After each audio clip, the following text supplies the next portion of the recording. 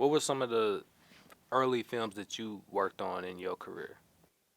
Um, my first movie was Yama Kiyama.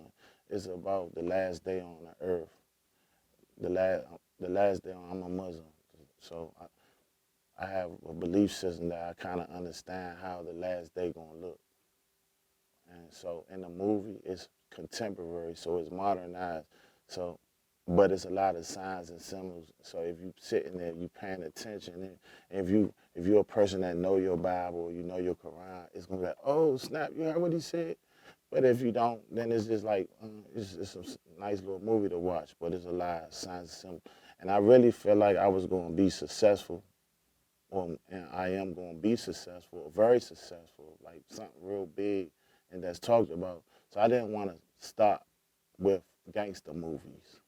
Like I wanted to have something that I could say that I started this movie. It didn't get a lot of views. So when I'm doing these movies that's getting millions of views, but it's killing and things of that nature, don't complain because I gave you something and y'all didn't want when you say, oh, why you doing this? You know, do we need more destruction? You know what I'm saying? And then after that, I did a web series that had a whole lot of editing flaws called Washington Bullet. It's like 6, 7, 8 episodes. It's dope. Nice storyline, a lot of editing problems. But through them editing problems, firsthand, we got the recipe of what to do and what not to do. And so then I did Kings of DC. Kings of DC was a movie. I like the movie Kings of New York. So I feel as though we needed a Kings of DC. And for the most part, I took all the people that was relevant or up and coming, like rappers and comedians, everybody that was up and coming at that time, involved them in a movie. And to me, that was my version of Kings of DC, because these are the Kings of DC, right? And then that movie had like overkill. It said like every 5 minutes somebody died for 2 hours.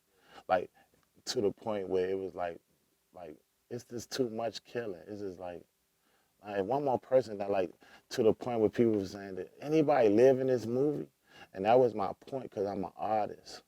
Like it's too much killing. Like see when you sit down and you watch it, and you want to be entertained by it. Well, let me entertain you. This is a reality I see every day. I know somebody that knows somebody, or I know somebody that got killed or something bad happened to them. And my reality is I gotta shake it off and I gotta go to work and I gotta live my life. And this is supposed to be the life that we live, that we supposed to live. And so, are you entertained by seeing it? You sitting there 2 hours? You like to see aggressive stuff like, all right, if you see it every 5 minutes and then turn around right when something good happens, that person get killed. Then a little girl walk down the street with her mother, she get killed. It's people for no reason getting killed. And it's like, dang, why are so many people getting killed? That's what I was trying to say too, right? And then I watered it down after that. I did a movie called The Lie because I own a tow company. So I felt like I wanted to give humor to what I was doing as far as my company, because everybody hate tow companies, right?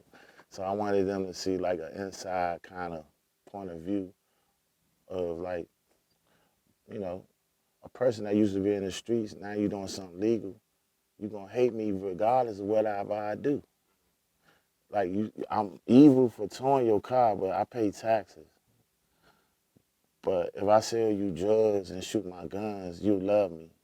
It feel like Judas and Jesus.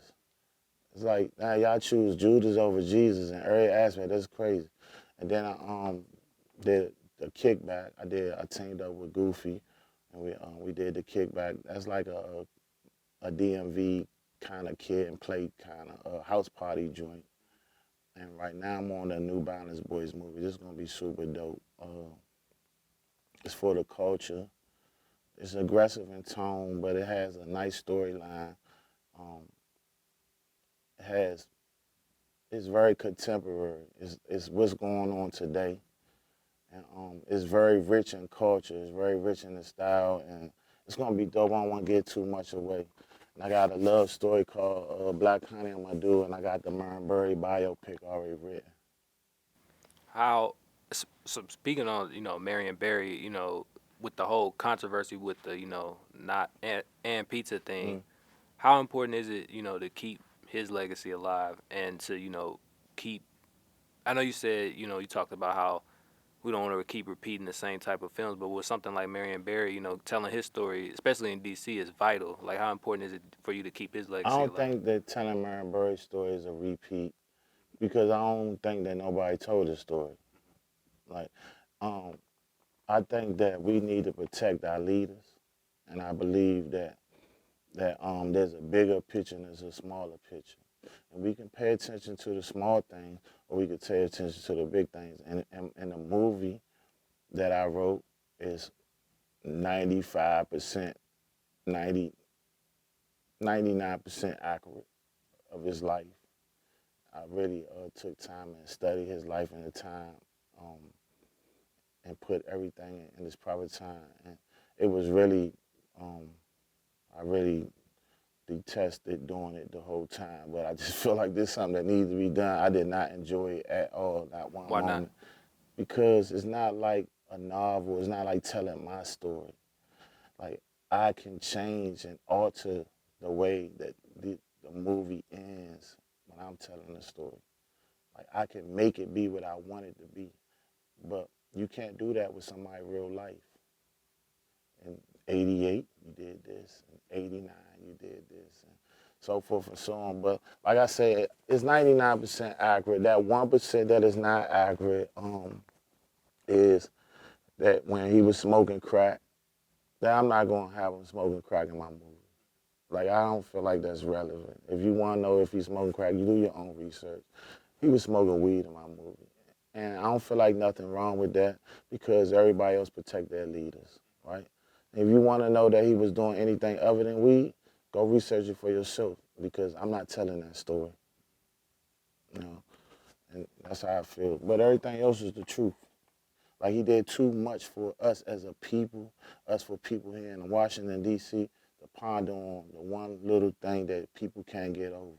So that's what makes it not 100% because in my movie, I'm not going to belittle him like that because he meant way more to the city, to me as a black man that grew up in the city. Like, I started indulging in crime at a young age, and it was directly them summer job checks that didn't really stop me, but definitely slowed me down a lot.